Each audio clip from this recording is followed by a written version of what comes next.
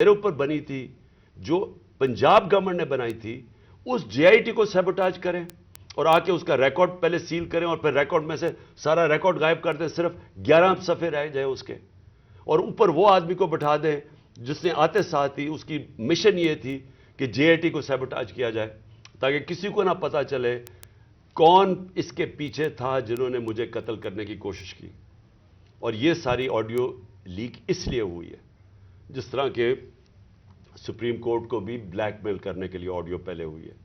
تو میں آخر میں پھر سے ریکویسٹ کرتا ہوں کہ ہم اپنے سپریم کورٹ کو درخواست کرتے ہیں کہ 4 مہینے پہلے میں نے پٹیشن کی تھی, پھر میں نے پچھلے ہفتے اس کو پھر سے کہا کہ اس کو سنا جائے.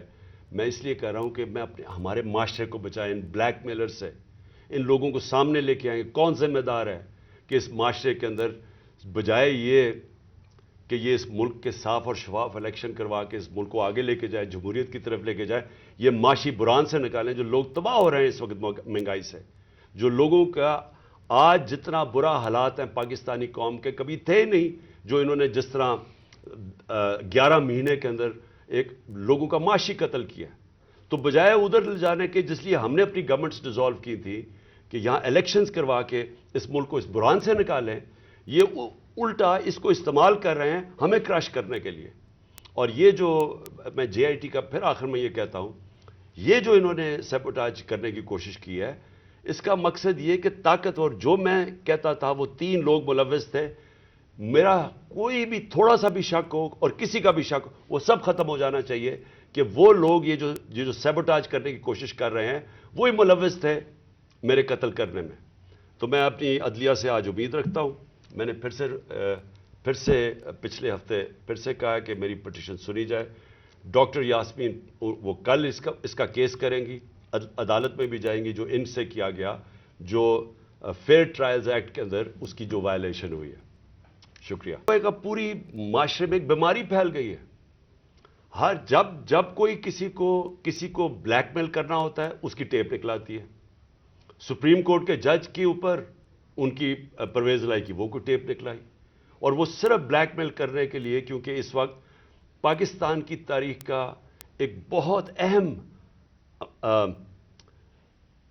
ایشو ہے 90 ڈیز کے اندر الیکشن کروانا. یہ ساری قوم اب دیکھ رہی ہے کہ کیا آئین کے اوپر ہماری عدلیہ 90 ڈیز میں 90 دن میں الیکشن کروا سکے گی یا نہیں کروا سکے گی. اور یہ اب عدلیہ کو بلیک میل کرنے کے لیے کوشش کی جا رہی ہے. اور انٹیریئر منسٹر, ملک کا انٹیریئر منسٹر خود بیٹھ کے ایک فون ٹیپ کی بات کرتا ہے, جب ڈائریکٹ اس کی ذمہ داری تھی کہ یہ ہوا کیسے فون ٹیپ. کیا اس نے پرمیشن لی تھی کسی عدلیہ سے, کسی ہائی کورٹ کے جج سے اجازت لے کے یہ فون ٹیپ کیا تھا؟ اور اس سے بھی آگے چلے جائیں کہ ہمارے ملک کے اندر اب جو میں شروع بات کی تھی, ڈیپ فیک ویڈیوز بنی ہوئی ہیں جو بلیک میل کیے جا رہے ہیں. میں 3 اپنے سینئر پارٹی لیڈرز جانتا ہوں جن کو بلیک میل کیا جا رہا ہے. اس کے بعد سب کو یاد ہے کہ مریم نواز نے بیٹھ کے ایک اناؤنس کیا کہ میرے پاس آڈیو ٹیپس ہیں یا ویڈیو ٹیپس ہیں ججز کے اوپر, ارشد ملک کا جو کیس تھا. اس کے بعد ریٹائرڈ جسٹس ثاقب نثار کی ایک آڈیو ٹیپ نکلی جو بعد میں پتہ چلا کہ فیک تھی, یعنی جوڑی ہوئی تھی, جو ڈیپ فیک تھی, یعنی اس کو پیس ٹوگیدر کیا ہوا تھا. اور اس کے علاوہ اب تو جنرل باجوہ نے بھی کہہ دیا کہ میرے پاس ٹیپس ہیں.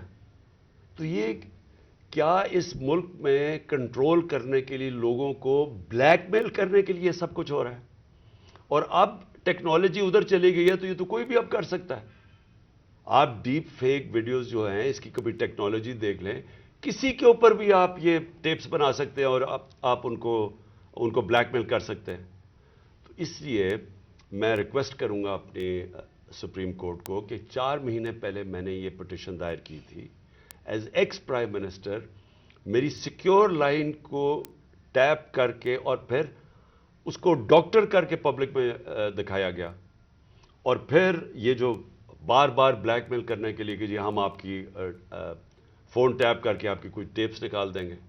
اور یہ جو ڈاکٹر یاسمین کا ہوا یہ اس لیے امپورٹنٹ ہے کہ ان کا یہ صرف اور صرف یہ جو انکوائری ہو رہی ہے یہ جو جے آئی ٹی کی انکوائری ہے میرے اوپر جو قاتلانہ حملہ ہوا تھا، صرف اس کو اب سیبوٹاج کرنے کے لیے کیا گیا ہے، کیونکہ سارے آفیسرز کو انہوں نے ڈرا دھمکا کے جو جے آئی ٹی کے تھے ان کو تو پیچھے ہٹا دیا.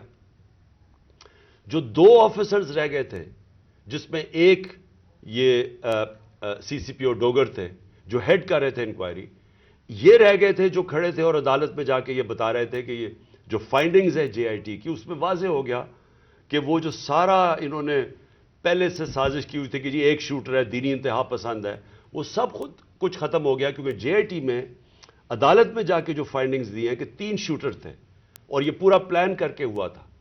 تو اس کو ختم کرنے کے لیے، ڈوگر کو ہٹانے کے لیے یہ اب نکلی ہے.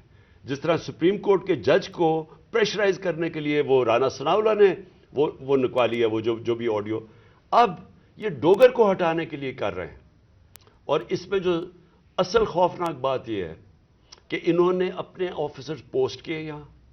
یہ جو چٹھا اس کو خاص لے کے آیا اینٹی کرپشن کا ہیڈ بنانے کے لیے، جو ہمارا سخت مخالف ہے، ان آفیسرز کو یہاں الیکشن کمیشن نے ایک ہی دن میں ان آفیسرز کو ساروں کو ٹرانسفر کر کے یہاں کیا، اور یہاں سے آفیسرز ٹرانسفر کیے. وہ سارے آفیسرز 23 میں سے 17 آفیسر ہیں جنہوں نے ہمارے 25 مئی کو ہمارے پر تشدد کیا.